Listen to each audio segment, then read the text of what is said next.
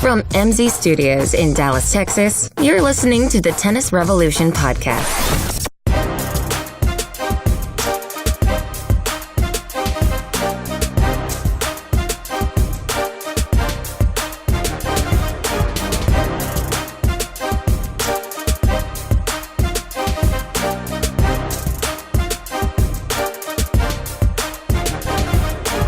The best season is upon us.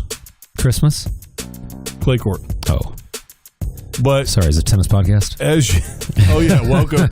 You know what? That's your passive-aggressive way of saying I don't introduce the podcast properly. It's boring. Who introduces the show? Why would you? Guilty as I get. Listen, I'm passionate about what we're doing here, and I gotta get right into it. What's like the best movies? They have like a 10-minute montage. Then they show you the title of the movie. They got to get you hooked right away. Is there a director that does that more than others? Well, it's always in the James Bond movies. That's what I was thinking for some reason. They always have like a really long scene, and then it goes to the opening sequence. So I am the James Bond of podcasting. I'll take it. That's a pretty good comparison. So, man, you threw me off now. What in the world was I talking about? Start of the show. We should know. I can't remember. Oh, the best season. But as you probably, well, the listeners know, you don't because you don't pay attention during the pod. But I am such a sucker of the moment. So my favorite Grand Slam is the one that's coming up. I was going to say, yeah, it's your favorite season is whatever season it is. It really is. But listen, I think that's all right because you just get so hyped up for it. He lives in the moment. Live in the moment. And I appreciate, that's what it is. I have a real appreciation for every aspect of this game. And so the aspect that happens to be right now just holds the most interest for me. Right. Now, I hesitate to say this. Because we are Americans. Nay, we are North Americans now, sir. We have, if you listened last week, we did a quick calculation, did some research, and we realized after copious notes and Google searches that the United States of America is part of the North American continent. Yes. So that was new to us. And as such, we are North American tennis fans. So you have that. Now, so in any event, because we're North Americans, I may get into a little trouble for this, but green clay is stupid. Yeah, I've never been a fan, but I've also never been on red clay, so I wouldn't know the difference. Well, here's why it's stupid, all right? First of all, no one likes it. And far be it for me to take the word of any European, all right? But if no one plays in a tournament because green clay is stupid, then that tournament and green clay are stupid. Right. So you wonder why Americans have won Houston 857 times in a row. It's because no one cares. I was going to say they have about 65% of the draw typically. Or more. Yeah. Probably more. All the seeded players usually. Yeah. So it's not like all of a sudden the really good clay court Americans come out of the woodwork. I remember that year Juan Monaco played, and I was like, what is he doing there? Like, that's totally not his. Like, why would he come play on American clay? So what we're getting at is that we're not going to talk much about any green clay tournaments. Is that wrong of us? Are we shirking our duties? No, because like you said, if the top players don't care about it, then why should we? And for that reason, is it actually part of the clay court season? No, and for people that don't realize, there is more difference than just the color. You're obviously insinuating. I thought that was it. Because like when Madrid turned to blue, everybody made such a big deal, and I'm like, I didn't understand the hoopla over that. I'm like, it was still the same. It was just blue. But people got up in arms over that. Well, we're not complaining that it's green color. We're complaining about the consistency and the way the ball bounces and that kind of thing. Yeah, it's definitely a different consistency. And again, I started on my career on green clay. So you should be biased in favor of green clay. to be fair, in and of itself, I have no problem with green clay. Right. I just hesitate to even talk about green clay tournaments because no one in the world, first of all, nobody respects American tennis. Which, nor should they. Well, now, Currently, but I mean, yeah. generally, nobody respects American tennis, which dumbfounds me because we have had periods of time, multiple times in a row, decade after decade after decade of having arguably the greatest and or some of the greatest tennis players of all time. Right. Not now. But periods of time throughout history, we have had arguably greatest evers in their era, greatest evers all time. And so to not respect our tennis is just, it's just European. That's all. It's very European of them. I would say, though, there haven't been that many times in history where we've had the best clay court players. You know, we've had Americans that have won Grand Slams and all that, but I think that's the one place they always have an edge over Guga's not us. American? And that's why I hated every year when ESPN, no Americans in the third round. Oh, this is a headline. I'm like, that's not a headline. What happens every year? I thought you were about to say you hate Guga. We were going to have to end this podcast. No, I love him. I wish he was American. But yeah, I would hate that every year. Oh, the American, he's the last American in the tournament. It's like, okay, well, that happens every year, so that's not a story.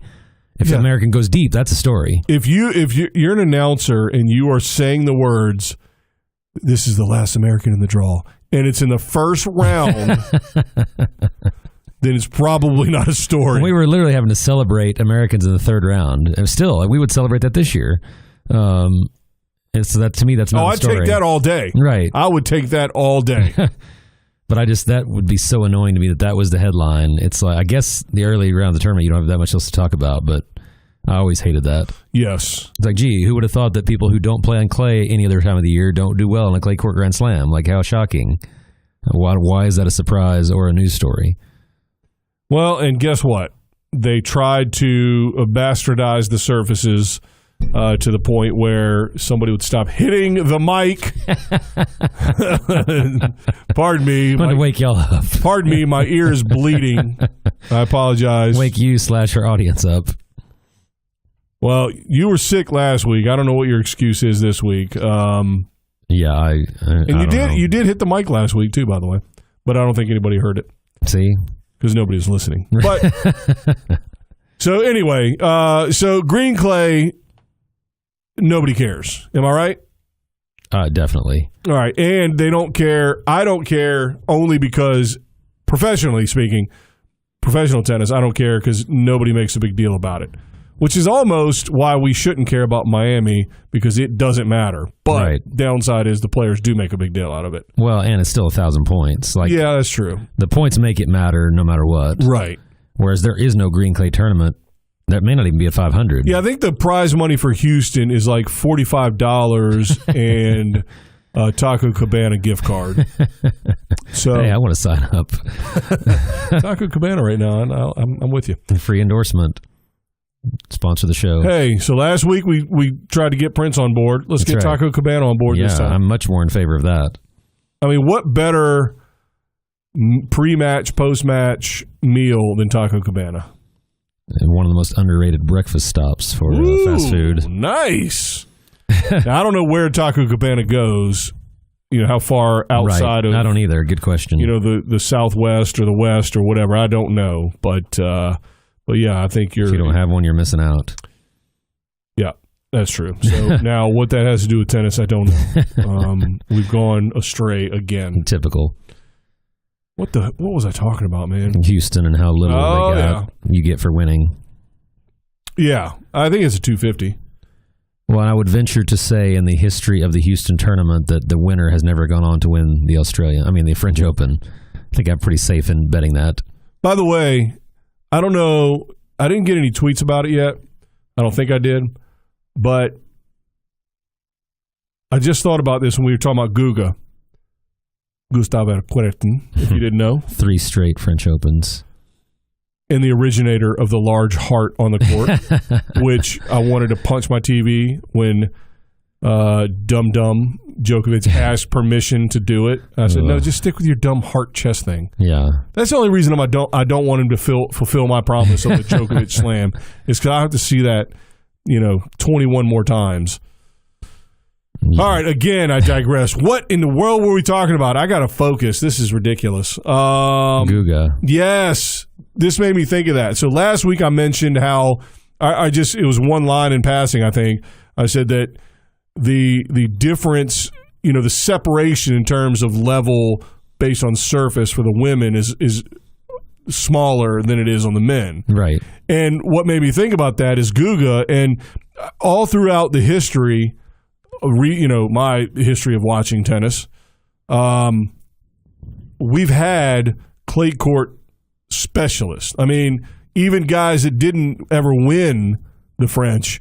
You had guys like Thomas Muster. Right. Now, he played 1,000 matches all the time, but still, he was definitely, all the South American players that, like we've discussed before, just kind of come out of the woodwork during clay court season and then, crush the rankings for a while and then dip once we get to grass. Well, and the less knowledgeable tennis people are going to say, well, that doesn't happen anymore because Federer and Djokovic and Nadal are so amazing on every surface. And the real reason is... #weakest era. Well, but I was going to say that there isn't as much difference in the surfaces as there used to be. True. And so I miss those days. I do understand why, as an entity, meaning the ATP or ITF, you wouldn't want random guys coming in for 2 months and dominating and then never seeing them again the rest of the year. Doesn't really help you build your sport. But I think it's crazy how we don't see that anywhere. Like there's like 2 or 3 now that do it, and that's it. It's crazy to me. I mean, maybe Albert Ramos Vignolas or Correno Busta, although he made the semis of the U.S. Open. But it's guys like that. Cecchinato last year. It's just it's so few and far between now to get somebody like that. Remember, we had Gaudio Coria in a final. Yeah, yeah. And we had Puerta. I mean, there were so many crazy guys that you never saw. Even outside of that year, you didn't see them. Right. Well, but you definitely had staples that were clay quarters, dirt ballers. Right. And that's an affectionate term, by the way. Yeah, Costa. So, but yeah, I mean, again, I go back to the idea that, man, I just wish grass would be like ice. And, playing on clay would be like playing on clay. Well, that's yet another reason that these guys are able to pile up these slams now. I mean, you had to play it. How does Nadal win Wimbledon? How against anyone? Who hits a ball? He hits a ball that bounces higher than everybody else, which should be perfect height at Wimbledon every shot. Right. But yeah, I mean, they don't even have to change their style when they change surfaces. To pick up a low ball with that grip is not easy. Yeah. Well, it is if the grass is no different than. And again, you hear things. It's not like I'm feeding balls and measuring the height of the ball on Wimbledon. What they call that? What the Tennis Channel came up with a term for that? What? It was like ball bounce index or bounce height index or something they came up with. But the point being is, you just hear things, so I'm assuming it's true from all the, like the BG tennis nations of the world. But if Federer won Wimbledon by serving volleying, and then he played the French and won by base under, that I would be fine with. He can literally play the same style no matter what the surface. Right. And he still wins. As does Nadal. And that's not because it is and isn't, but it's because the surface allows him to do that. His style is more universal than Nadal's, for sure. Yeah. But yeah. But yeah, it doesn't. Well, and we'll see if it's how universal it is nowadays. He hasn't done it for a while. Right. I don't know that his short points are going to work anymore. All right. So here's what we have coming up this week: Houston and get this, Fayez Seraphim and Company. That's the title sponsor. Yeah, they've been the sponsors for a while. Which, by the way, the only way that tournament sounded important was when it was called just the U.S. Clay Court Championships. And now they've got. That sounds like an important tournament. Although it sounded like the men's 4-5. It really did, yeah. Championship. USTA Clay Court Championships. There it is. So total prize money $550. A little bit over that, $557. First is probably $150 or something. Who cares? But yeah, you're right. I mean, if they don't care about it, then who cares about it? Isner. It will usually catch my interest for a day when it's on because it's always Americans who I'm obviously more familiar with. A couple Americans they haven't heard of usually do well, but It's always Isner in the semis or the finals. So we got Houston and we have Morocco, and I wouldn't even call them warm-ups. I mean, they're both 250s, and one's on green clay, and then Marrakesh is on, I guess, what you would call normal clay. I don't know. But I can already tell you I'm more excited about that because Felix is supposed to play that. So that already has more of my interest than Houston. So, but those aside, then it starts out how it should start out. What I'm calling the French Open Series, because that's what we should be doing. Right. Then you got Monte Carlo, which is a Masters. And as I've called the clay court season, I've called it sexy. I've called it glamorous. What else have I called it? Beautiful. Hot. Beautiful. I mean, just go to the... Romantic, yes. So do we have to hold hands and sit next to each other next broadcast? We've already been doing that, but I didn't know it was supposed to be public. Yeah. Not that there's anything wrong with that. That's right. Well, there is because we're both married. You always loved the court at Monte Carlo, and I don't know why that doesn't matter to me. Well, if I was a fan watching it and it was a crappy match, at least I get to see the azure blue of the Mediterranean Sea. That's right. And all the. But to me, and again, I love tennis more than anything. Everybody, calm down. Loser. But if I'm in a place that looks like that, do I want to sit and watch a tennis match with fairly unknown players? Well, listen, Monte Carlo's bigger names, but still. Yeah. But again, we talked about this with golf. The benefit of golf is that every course is beautiful and different, and that's actually the appealing part and the drive to go play different golf courses is because you get to experience an almost entirely different game. I mean, no matter where I'm playing, I'm experiencing the same game. Right. And that's shanking balls and digging into the dirt 4 feet too early. And, I don't throw clubs, though, which is good. But tennis, you could literally play a hard court tournament. You could go down to Miami and play the first tournament of the season all the way through the U.S. Open, every hard court tournament on one court. Right. And what would be the difference? But as a fan, as an experience, as a venue for attracting players, if you had two Masters at the same time, which they don't do, thankfully. If you had surprisingly. If you had two Masters at the same time, one was in Monte Carlo and one was in, Hoboken. How dare you? How did Hoboken get a Masters? Then obviously all the top players are going to be in Hoboken. In Monte Carlo, and Jack Sock will be by himself in Hoboken winning a Masters. That's right. Is that how he got to 8th in the world? I think he was one of the only players left that year. I think he's undefeated at the Hoboken Masters. Well, and obviously part of the way they sell tickets at tournaments. I have nothing against Hoboken. I was about to say. Okay, sorry. Carry on. Is getting people to travel there and spectate the tournament. So obviously the more exotic or the better locations they're in, the more people are coming to see them in person. Nobody's going out of their way to travel to Dynamite drop in. That broadcast school's really paying off. That's another drop I don't have because I still haven't, a week later, I haven't figured out. Editing. Old school. Editing is just not whatever. So anyway, so Monte Carlo is coming up next week. So I think we'll my plan was this. I was going to forego tennis talk as it relates to players and matches and tournaments. Right. Because we got nothing. But I do have something. Uh-oh. Uh-oh's right. So the uh-oh that I have two things just generally to talk about. One has to do with equal prize money. Which is a topic that just keeps getting revitalized. Only by me. And the other is, can the ATP and WTA Tour return to sanity by bringing back the bottom half of professional tennis? And we will talk about both of those things when we come back.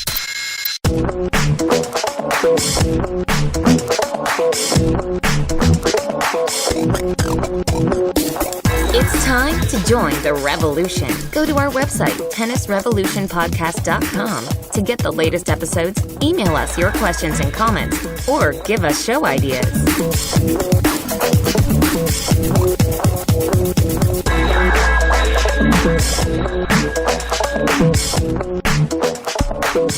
Now I hit the mic. This is ridiculous. That was a start with a bang. Yeah, exactly. Literally. Unbelievable. So, again, equal prize money. We've said this, I say again, because we've talked about equal prize money over the years, I guess. In our, perfect world sort of thing, is if they could somehow, in real time, maybe the tournament director's sitting there with a giant pile of $3 million in cash. I thought you were going to say an abacus or no. In cash, watching. He's got the entire prize, or she has the entire prize money in one giant room, hopefully with a lock.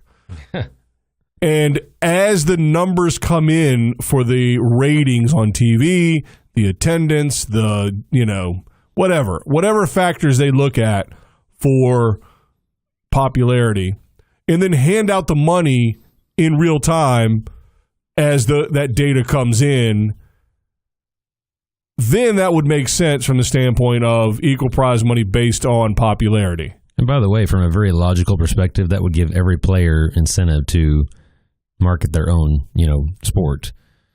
Which right now they can sort of leave that to everybody else. Yeah. But if they were financially, impacted by how many people came, they would have a much bigger interest in getting people to come. And to be fair, look, I think you're exactly right from the standpoint of best, possible scenario, best of all worlds.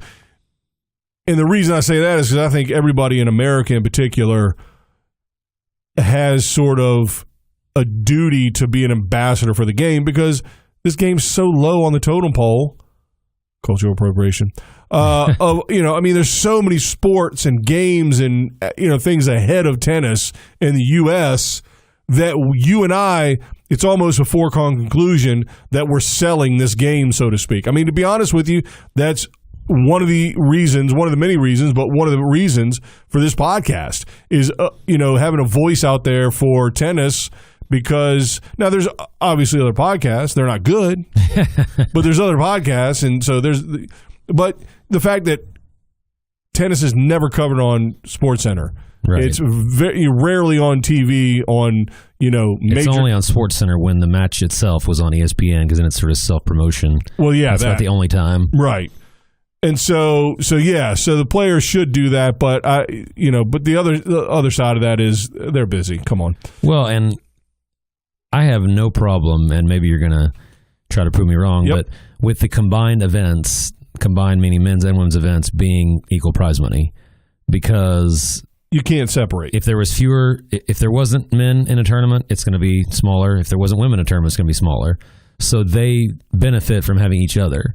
Now, who benefits more than the other, that's up for debate, but I think that you're just basically giving, let's say you made it 50% for the women, or 40% for the women and 60% for the men. It just sets the bar in motion for the women to say, okay, we'll just do our own event next year. And that would not happen probably, but it's not worth it. Listen, so first of all, men's and women's tennis is separate. Right. They're two separate companies. The difference is, the Steelers can't play at the same time as, FC Dallas in the same place like tennis can. Right.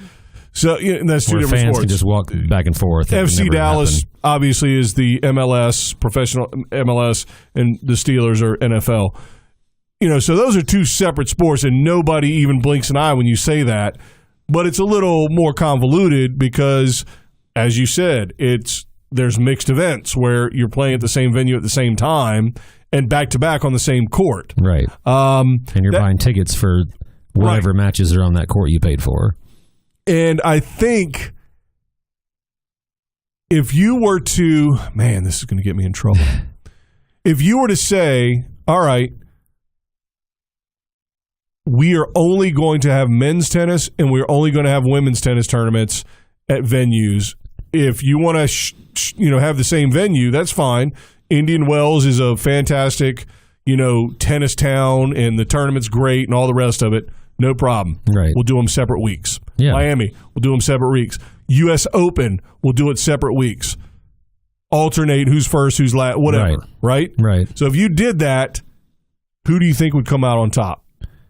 If that happened this year, get you in trouble. That's why I turned all that around by asking you that question. No, if just over the next couple years they ironed all that out, got the schedules to where they were somewhat it's impossible to be exactly the same, but fairly equitable in terms of better weeks for this or that. Right. School's out and summer. I think the men's would be bigger. I have no problem saying that. Son of a... I agree with you. So glad you don't have your clips this week. Yeah, exactly.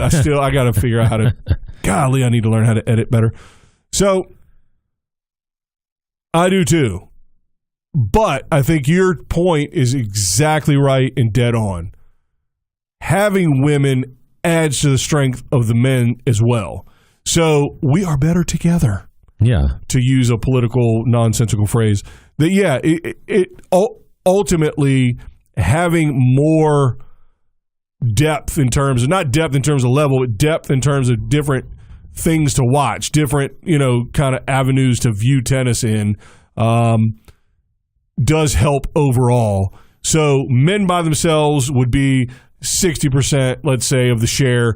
Like if it, not what we give them, but what they brought in, let's say. Right. Men would be 60, women would be 40, but together, which equals 100%, but together, they're more like 120. Right. You can't have 120% of something, but you know what I'm saying. It's like they're both So if raised. they did it separately, they'd both make less. So why don't we do the entire thing together? Why don't we combine them? Because I'll tell you this, if we did separate them, I think the men would do better, and I think it may hurt the women's game so bad that it would drop down a tier. Because right now, to me, men's and women's tennis, in terms of not validity is the wrong word, but like I don't know the word. You're an English major. I don't know words, but not credibility. Yeah, not that either. But basically, put it this way: the difference between WNBA and NBA is so stark that if anybody says anything, they're lying. Right. We're the closest of all the sports, men golf, and women, for sure. Maybe golf. Yeah, golf is similar. I mean, you have the distance issue with golf, but if you sold 25,000 tickets to an NBA game, to both, if you had got a doubleheader, there'd be 5,000 people left for the WNBA. Right, if you did the men first. Right. Yeah. Now, one example is what's the biggest sport in Canada? Hockey. Curling. No, you're right. Ice fishing. No. Yeah. And they do women's hockey there. They do. But not anymore. Really? Well, of course, women can play hockey. They didn't ban women from playing hockey. Well, there's an ESPN article by Emily Kaplan. Don't know who that is. It's on ESPN.com something, I don't know. Africa.espn.com. Really, that's what it says. But it's the website's ESPN. Canadian Women's Hockey League to fold in May. Okay. CWHL. Don't even know what that means. I don't know what level separate. it is. And well, yeah, they have to be separate. Like basketball, it's a whole. Right. It doesn't work like tennis, where So yeah, so they're basically they had 6 franchises, one of which is in China, which makes no sense. I guess they expanded to China to try to help them make this. Yeah. That was like a desperation move in 2017. God, the players had to hate that. Yeah, that would be awful. Although, I mean, listen. You build enough time, you get to go see a part of the world you've never seen. So it's founded in 2007 by the players and members of the community, and the league's mandate was to grow the sport of women's hockey. And obviously, interest to grow it financially, there's got to be interest, and clearly there has not been. And I don't think the NHL, which is obviously an American league, but everyone that plays in is Canadian virtually, and there's several Canadian teams also, obviously.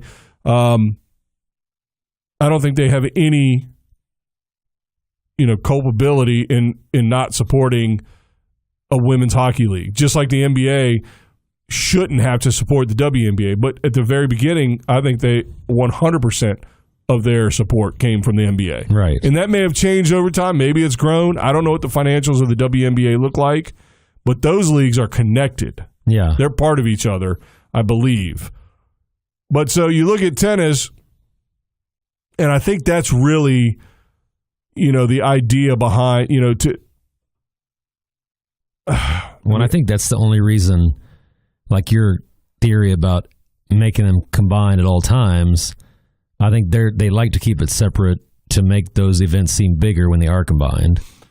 Well, no. Here's what: if you're not going to my question. I wonder if the people that advocate equal prize money, all right, I wonder where they would be on the idea of completely bring them together. Those leagues. I wonder where they would be. Well, what do you mean by bring them together? Where they always play at the same venue and same week? Yeah. Yeah. Where it's like one league. Right. It's not separate. Now, obviously, the men aren't going to play each other, although that's a whole other issue. Don't get me started. But you mean the men and women are going to play each other? Men and women are going to play each other. But so to me, if you're not willing to say, yeah, we'll go all in and combine them completely, and there's no more ATP and WTA, it's, world professional tennis, and you have men's and women's. And it's all WPTA or whatever. Whatever. If you're not willing to do that, it seems to me probably the only reason somebody wouldn't be is because they know the reality is that they wouldn't be able to stand on their own as well. But that would equalize prize money completely. Right. But they don't want to go all in and say, yeah, let's just bail and never have any tournaments together. The men they want don't to negotiate their own TV deal and all. The men don't need the women. I don't think the women need the men, but I think the women benefit way more from the men than vice versa. Right. I think that's, and I think obviously it goes in cycles. I mean, year to year, and it goes in cycles. I think small cycles. Right. The percentages change. I think it goes in very small cycles. I don't think it varies as much. And as again, people would say. And again, I don't think you can, obviously it's impossible to sort of hash all this out, because you don't have numbers. I mean, the easy way that we don't do any research, but you could just take the 5 biggest men's tournaments and the 5 biggest women's tournaments and see how much they bring in. And, it's got to be, I would think, pretty high advantage to the men. And if I'm wrong, I'm wrong. Somebody please do that research and tell us. Well, we're not going to. I don't know how. You're smart enough to know how. I don't, but I'll tell you that my guess is you're right. The men would come on top. Now, why do I say this? Did I bring all this up because I hate women? Don't answer. No, that's not why. You would assume that's not why. Right. I think you know me well enough to know. No, the only reason is because I'm tired of pretending. I don't pretend, but I'm tired of people pretending. It's just absurd. Just let it go. It's okay. I completely, not that anybody needs me to. Don't get me wrong. Nobody needs me to validate anything. But from the standpoint of anybody hearing this conversation and wondering where I stand, I completely validate 100% professional women's tennis. I don't want it to not be here. I don't want it to be completely separate from the men. I don't want it to be a second tier event. Right. And and if there are scheduling, if tournaments sort of do that, kind of underhanded kind of, like putting women on like at 4 a.m. or what, whatever they I don't know what everybody's accusing them of doing. Yeah, all that stuff when there's joint events and all that. I don't like any of that. If you put me in charge of every tournament and said, here, which courts and what players are going where, right, it would be outside of, me not paying attention and forgetting something, outside of that, it would be almost 100% perfect from the standpoint of equality. But I don't mean equality of women versus men. I mean equality of the best matches the most intriguing, Right. the best matches would be on the court. Yeah, and I think that's always what tournament directors are trying to do because their goal is to get the. I agree with I agree with Mary Jo and some of these other folks that bitch about how the women's matches kind of get hosed sometimes. Oh, I do too. I'm saying that's what there should be. Oh, I see. Yeah, no, I agree. Well, remember it wasn't until recently they just started putting women's matches second in prime time at the Open. That only happened 2 or 3 years ago. It was always the women played first, and then the feature match was the men's after. And that was something that just recently changed. But here's the point: is that it's just tiresome. It's just tiresome for me to play the game of yes. There's no difference between men's tennis and women's tennis. There's no difference in the popularity. There's no difference and here's why. And if you don't say that, then you're sexist. Well, not only that, yeah, exactly. But here's what it really boils down to, though, is that the crux of the entire matter in terms, and I've said this, and I will stand by it. There's no way to prove it, so I can't be wrong. The crux of all of this comes from one fact. The fact that the popularity of it is solely based on the best human player on the planet is a man. The second best is a man. The third, the fourth, the fifth. How low do you get until the number one player in the world is ranked right in the hierarchy of human tennis? A long way. But I'm going to ask a totally serious question here. What do you think is more popular to watch? Women's beach volleyball or men's beach volleyball? You're the worst human being I've ever met. But I'm serious. So I don't think you can just say because men are better at tennis, more people are interested in that. Like there's other reasons people are watching besides just who's the best. I mean, like March Madness is probably getting way higher ratings than NBA right now. Well, all the NBA players would crush all those NCAA March Madness players. Fair. That is a fantastic. I thought that was a dumb question. I should have saved that one for instead of using the beach volleyball. I really thought, yes, you should have. Well, no. But I think now that you said that, that makes your beach volleyball question not dumb. You should have said that first. Yeah. That's true. Now, I'm not saying I disagree with you. I'm just saying that can't be the sole reason. No, but you know what? That actually is a fantastic point. And it's a fantastic point from the standpoint of making me maybe change up my mind a little bit. Because that's never happened in the history of the podcast. Always happens. I'm not afraid to change my mind. So that's a wonderful point. Man, I wish we sure should prep. But that still doesn't mean we should really prep our show. That still doesn't mean that more people watch women's tennis than men's. No, you're wrong. I think they might now. I mean, all right, first of all, let me just throw this out there because of your stupid beach volleyball question. So, are you saying that the physical attractiveness of the women are part of the reason women's tennis is popular? Okay. Yes. What is your value judgment on that? No. I'm not answering that. What's your value judgment on that question? Well, I think it depends on the viewer, obviously, but I think that there's way more people watching. Is it right or wrong? Oh, I'm going to say I think there's way more people watching women's tennis for the attractiveness on the players than watching men's tennis for the attractiveness of the players. Well, there's also more men watching women's tennis for that reason than women watching women's tennis for that reason, or women watching men's tennis for that reason. Yeah. Except for one of our former guests who is basically going to hang around outside Djokovic's villa until he gets divorced. But that's a separate issue. But it's okay for her to fawn over a male tennis player, but I can't fawn over Kornikova or whoever. I mean, that's, yeah, she had a recent picture come out. Oh, did she? Yes. Oh, Lordy. Pardon me, we got to step away from the podcast. Baby number 3 or 4 or something, but you can't tell. So, that's... No. But looks aside, I mean, that is a reason. Yeah. As part of the multitude of reasons. And I got news for you. That can also be a reason on the men's side. I mean, put it this way. Is it sexist to want to watch women? So do I hate women? Am I a misogynist watching women's tennis partly for their physical beauty? No, I hope not. Well, I guess I don't think so. I wouldn't think so either, and here's my proof. Do you think that gay men watch men's tennis?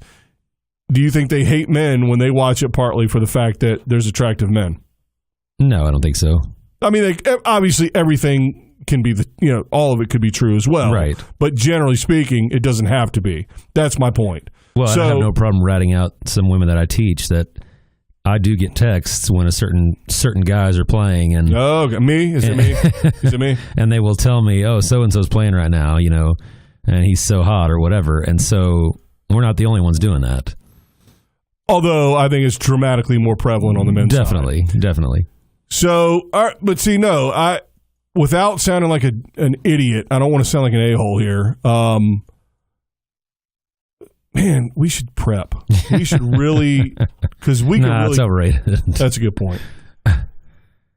But the only way you're ever going to prove it is doing what you said. Separate completely. And outside of the eyeball test, too, of just looking at the stands when certain matches are going on. But then, like you said, they got the better time slot, or they got the better, And they might. That's always. And I do think that's a valid concern for those with interest in women's tennis. But again, here's what it is. And it sounds a lot like, the old poor, cisgender white male stuff. That's not what it is. It's really not. It's disparaging the game generally, whether you mean to or not, even if you're disparaging part of the game. Nobody's sexist because the ATP has higher prize money tournaments during certain weeks. Because guess what? The women do on the other side. They're totally separate. Right. And this problem only happens because we are interconnected as a sport. That's it. The only reason these arguments are made is because we're not 100% separate.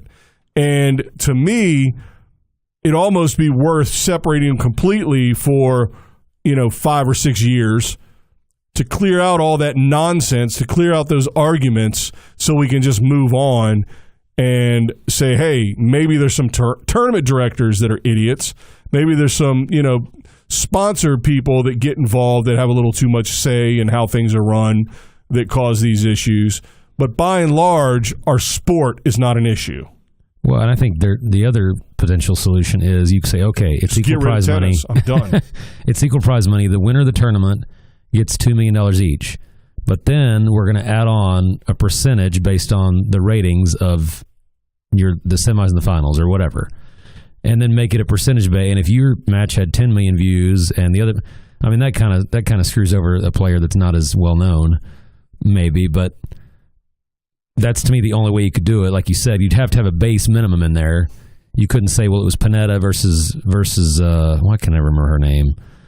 The girl who beat Serena in the semis and made the final against Panetta. Yeah. Starts with a V, but those two, obviously, that was very low rated final. Well, that's not their fault that they don't have the following, and so I don't know that I want to punish them for that. But at the same time, the tournament got punished. Everybody else made less money, so why shouldn't they?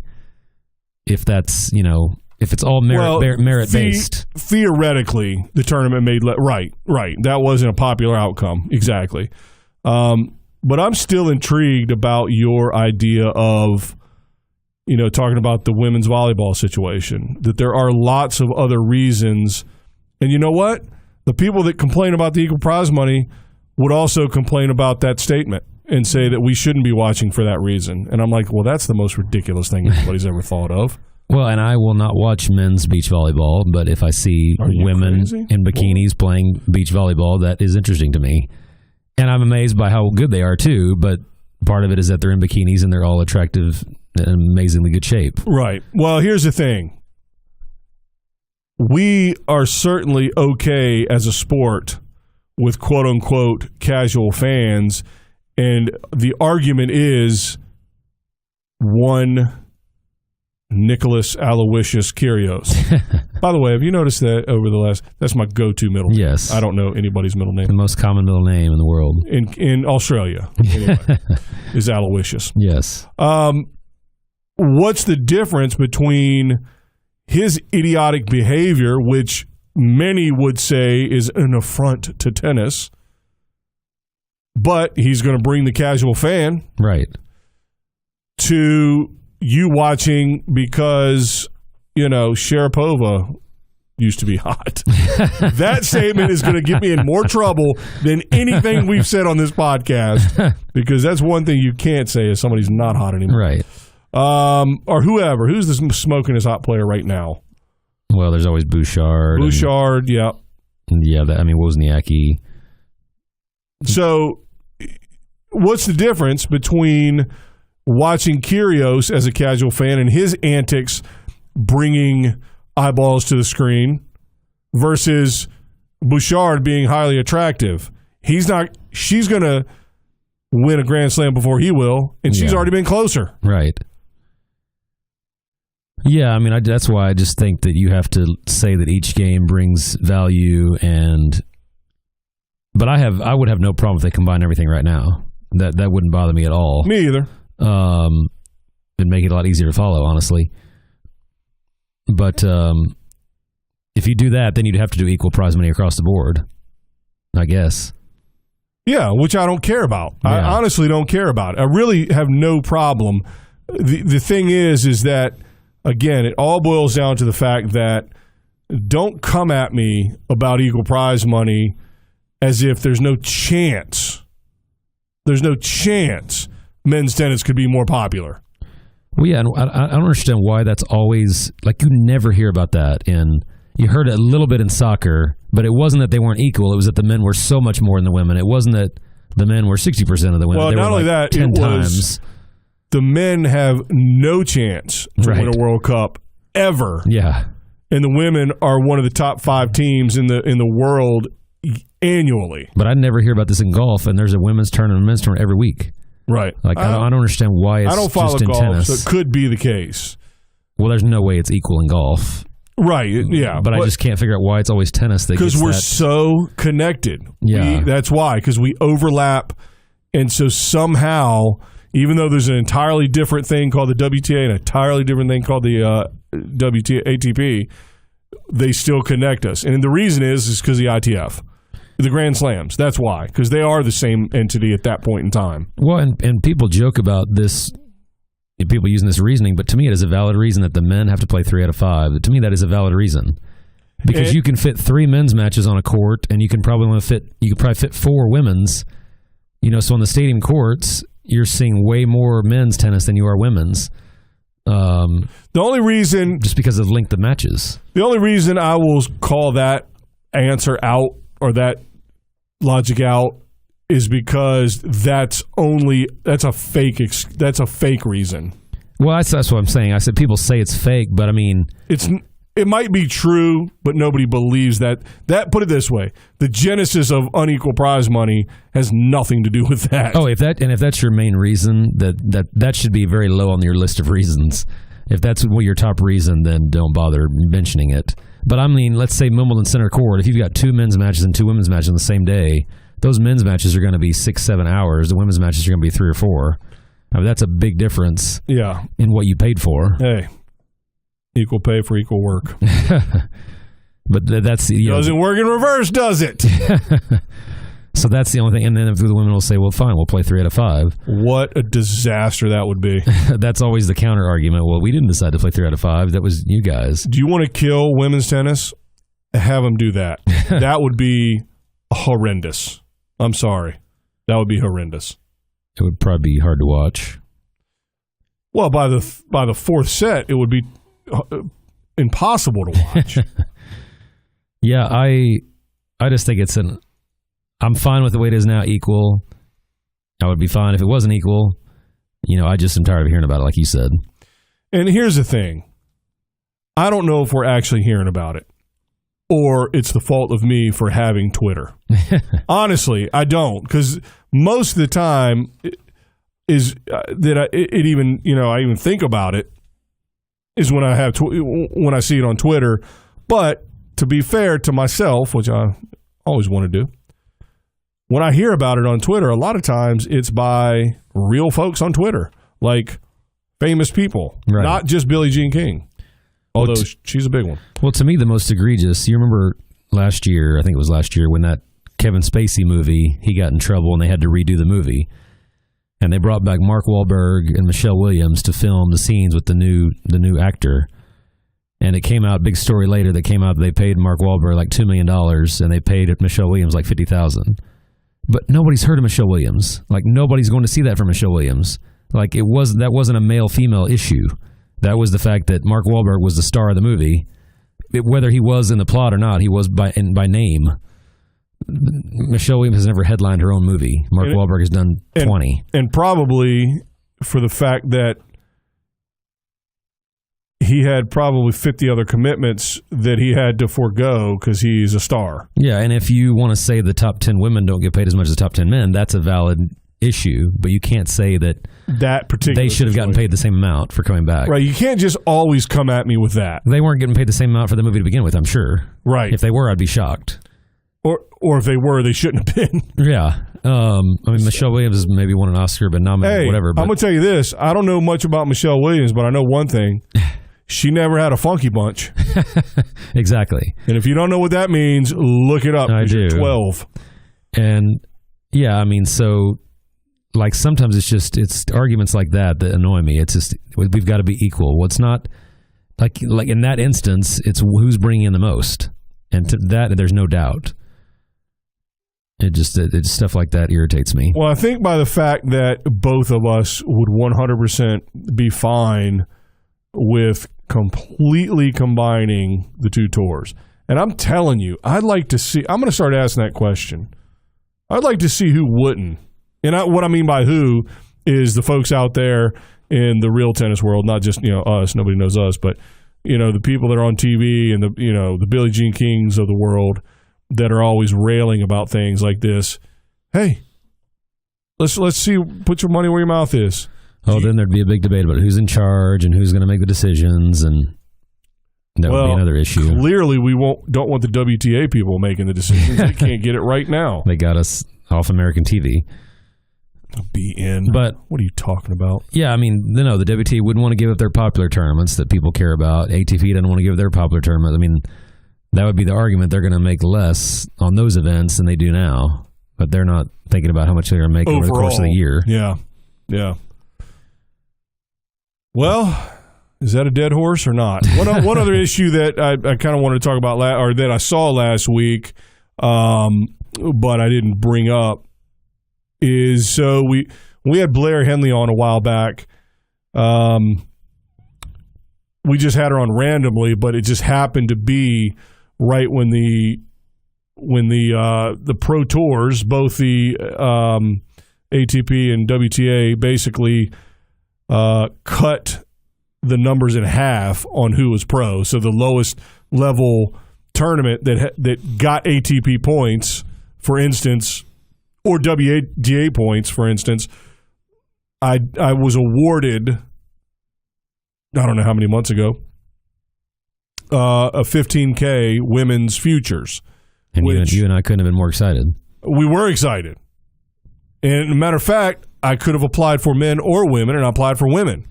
So you'd have somebody to look at, you creep. That's why I was excited. No. No. I picked it because I think the popularity of women's tennis, I can sell that. Right. And so 15K tournament, and it had WTA points attached. Right. It was a pro women's tournament. And then they announced the change. And I called the USTA Pro Circuit, and I said, I'm sorry, I'm giving your tournament back. I can't raise $25,000 for an adult tournament.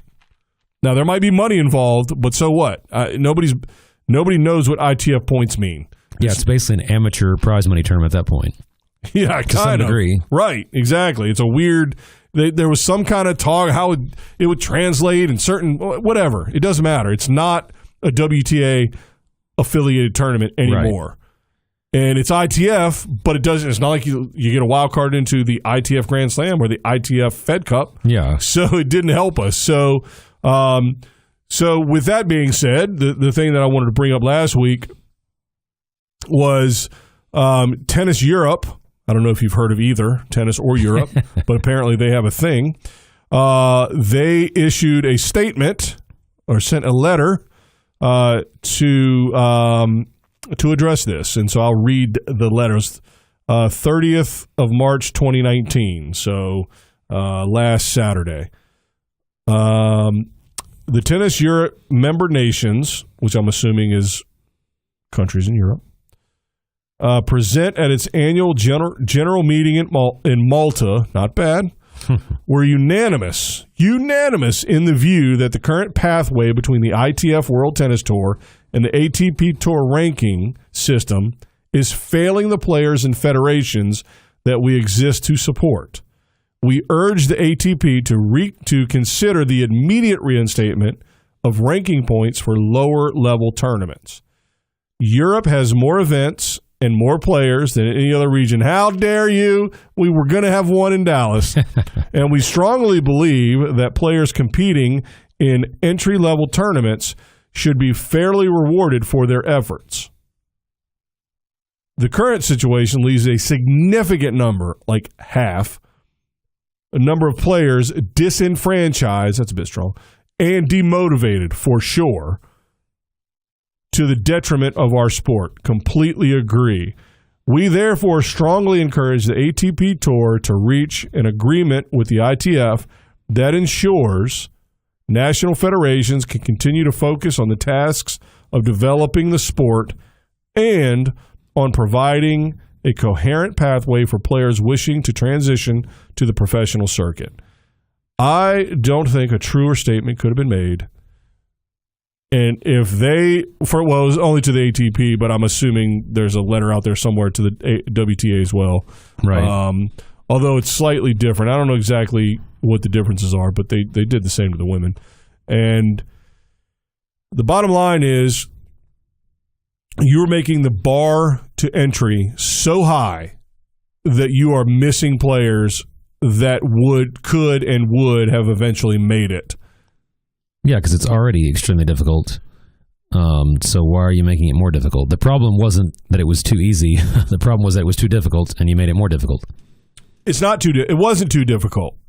It should be difficult. Too difficult to make a living, I mean. But here's what you've done. You've raised the bar so high that you've given ultimate power to all the federations and ultimate power. The gatekeepers of the professional tour are now tournament directors, and that should not be the case. Yeah. The tournament directors should be just like, basically, here's what a tournament director should be. They should be like whoever owns the stadium. The Dallas Cowboys Stadium was Jerry Jones. He's an idiot, but he owns the Cowboys Stadium, and he manages it. Make sure the grass is cut. There's no grass; it's artificial turf. And then the team that plays in it is part of this league. Well, he's also the owner of the team, so this is a terrible example. But the point being, is that they are just the shell within the framework that the ATP Tour operates. Right. Because again, we could just build a 200-court facility with 27 stadiums and run the entire ATP Tour hardcourt season in one venue. Right. And that's it. Yeah. And then we could build a clay court version right next to it and run the entire clay court season and then fly to France for the French Open, and that's it, in one location. So these venues, while they are important for the history and the name recognition, and they've built what they've built over the years, they're getting too big for the britches. Yeah. I think the power of the ATP Tour and the power of the WTA Tour should lie mostly in the players' hands. And this entire situation and I don't mean the top 3 players. Right. I mean all the players.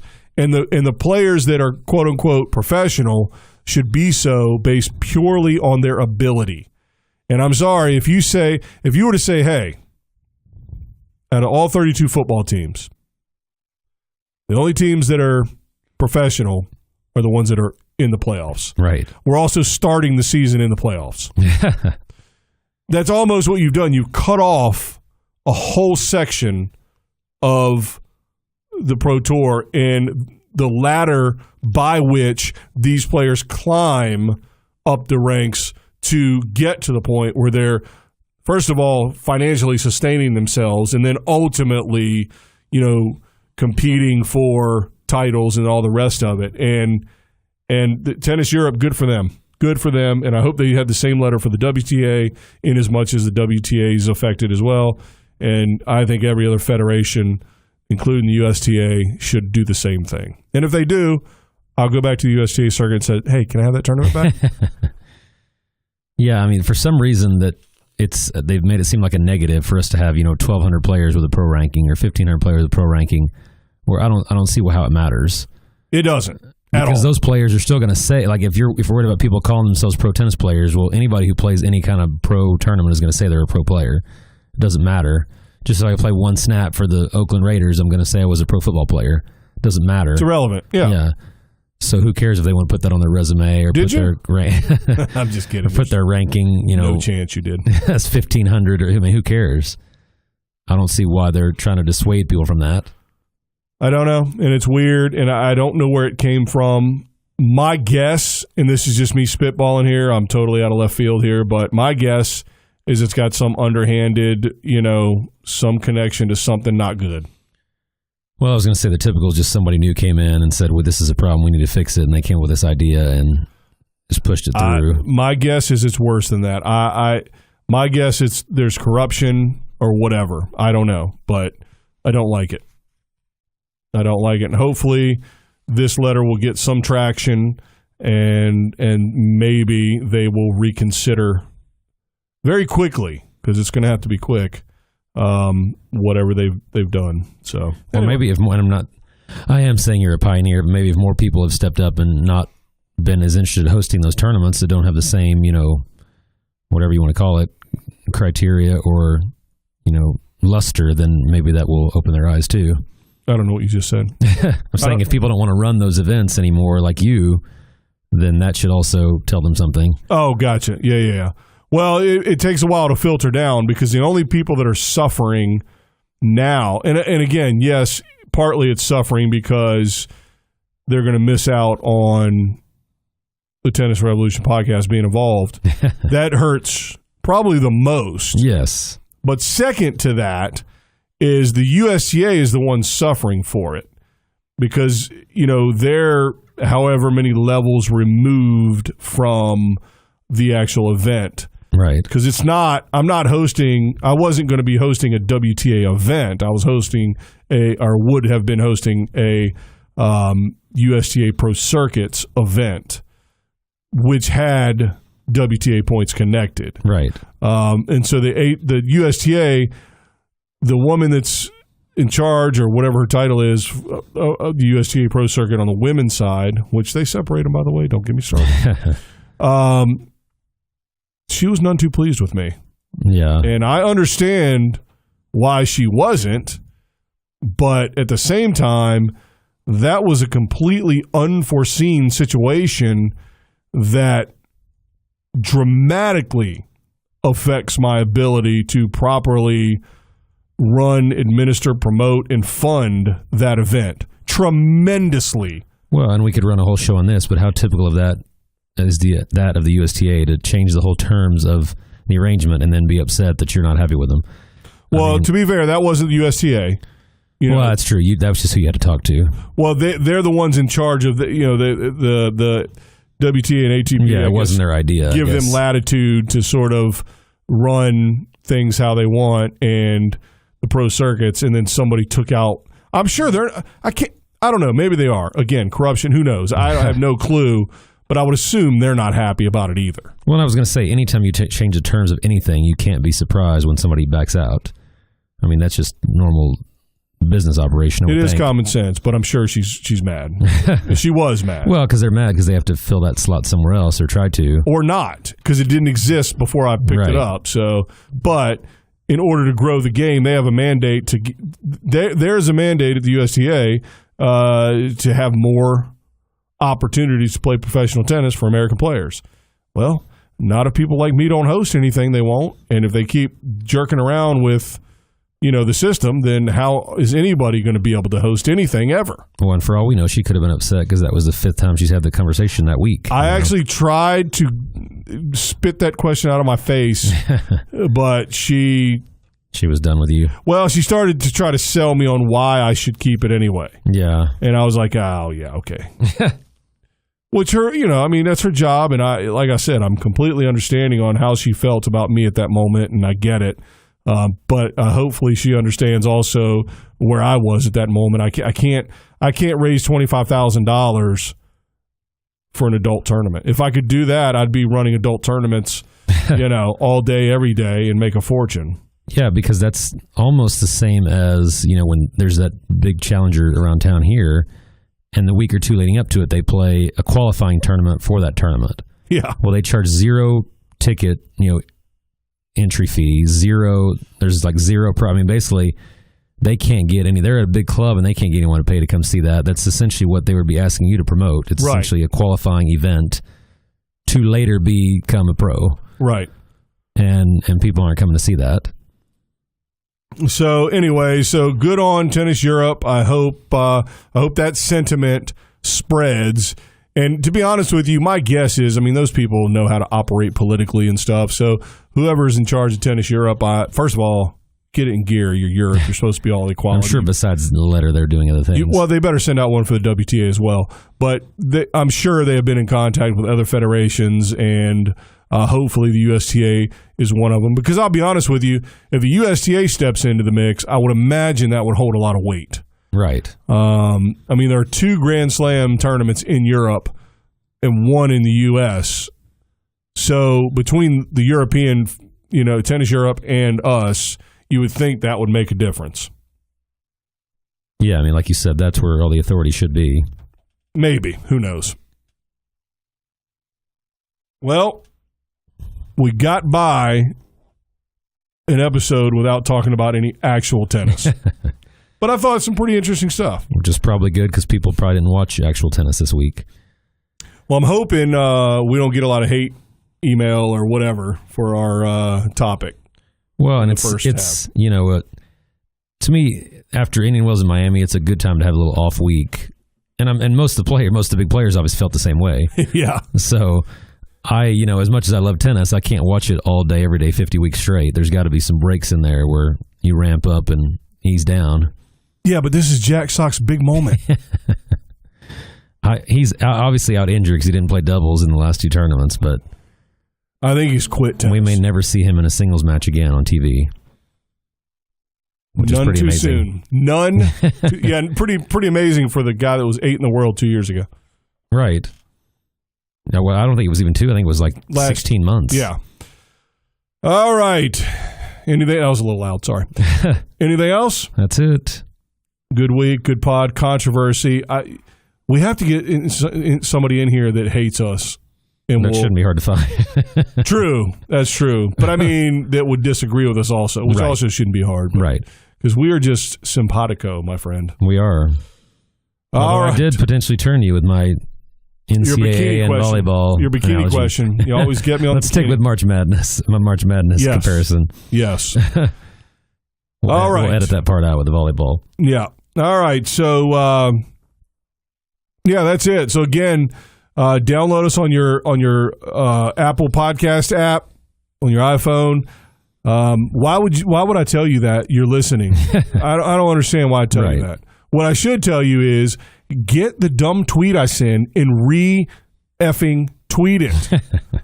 Or print it out and hand it to somebody with a piece of paper. I don't care what you do. Spread the word. We are growing. We grow weekly, whatever, monthly, I don't know. But it's just ever so slowly. And there's only one reason. You're terrible at this. No. Because we do no promotions whatsoever. Right. We rely on our fans and listeners and there's 2 separate people. Anybody that listens is not a fan. Right. And any fan, clearly they don't listen. That's why they're fans. Exactly. Fans and I thought I made that explicitly clear in my joke. So our fans and listeners, it's up to you to spread the word. If you're listening, then spread it to your enemy. If you're a fan, spread it to your friends. As a prank, if nothing else. And let's keep this thing growing and get it going. Listen, there's a bunch of podcasts out there, but I don't think anybody does what we do. They don't have our passion for the controversial events. Maybe not. That's something else we ought to talk about is that somebody made a comment about commentators that have never played tennis and they hate them because they don't play. And I'm like, all right, that's a little much. Yeah, I'm over that comparison too. Yep. So good. We won't talk about it. Fair enough. All right. So Instagram, definitely listen or follow us on Instagram for no reason. Again, we talked about it last week a bunch, and we haven't grown past 115. Get it done. Do it. I got to tell you what the Instagram is, Donna. That would help. So the Instagram is at Tennis Revolution Pod. Twitter, however, should I confuse them? Twitter, yes. However, is Tennis Rev Pod. See that? See how I did that? So follow both. Spread the word using both. We're also on YouTube. I don't know how any of that works. It's a miracle I can get the episodes on YouTube. It took me a long time to figure it out, but I did it. As you said last week, just Google Tennis Revolution Podcast. You'll find something. Oh, yeah, that's right. Do that. Google works. They're magic. So do that and find it and spread the word, and let's keep growing. One other thing I have to do is I have to give out 2 of those bags because the people that retweeted it, one, it's like some bot situation. I don't know what it is, but they're not real. Yeah, because I try to contact them. They don't get it. They never contact me back. So I think I'm going to go back and look at the list and pick 2 other people. It's like bots that auto-reply to every contest on Twitter. Well, we've got 20 bags. Maybe I should just give one to everybody that listens. And then we'll have some left over, right. Which is good. That was funny. Yeah, it was perfect. All right. Well, once again, thanks for checking in with us. And until next time, thanks for joining the revolution. Bye, guys. Pod Karma. Let's get it, Prince.